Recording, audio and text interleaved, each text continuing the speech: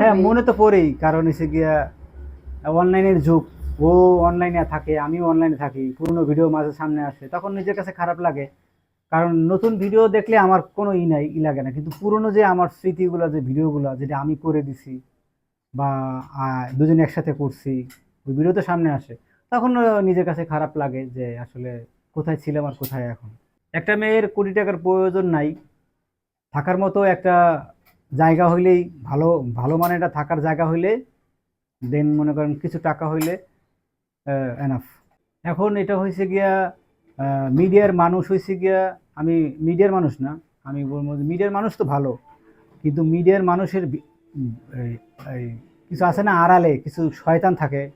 ওই যে ছবির মতো কাহিনী আর কি। একটা ছবিতে তো সবাই খারাপ থাকে না, কিছুজন খারাপ থাকে। ধরুন মিডিয়ার মধ্যে মানুষ সবাই ভালো, হ্যাঁ, এর মধ্যে কিছু শয়তান থাকে যারা কান পরা দেয়।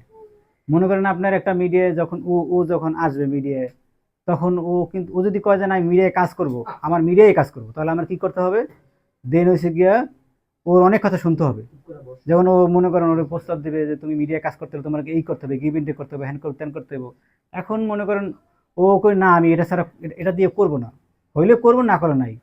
এখন তারপরও তারা ডাকতেছে, কারণ সুন্দর চেহারা আছে, ওরে ডাকতেছে। ডাকবার কি কি হইব? ওকে ওই আবার ওই সেম সেম অফারটাই দিছে।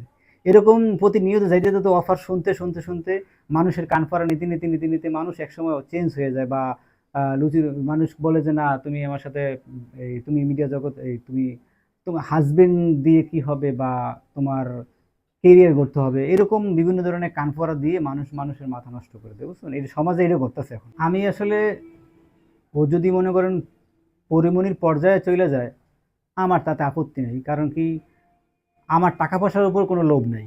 কারণ যে মনে করেন আমার, আমি মানুষের টাকা নিয়ে আসবো বা আমার ওই টাকার প্রয়োজন আছে, ওই টাকার পয়সার প্রতি আমার খুব লোভ লোভ নাই। কিন্তু আমি ২ টাকা, আমি মনে করেন ২ টাকা আমার কাছে আছে, ওই ২ টাকা দিয়ে চলবো। আমি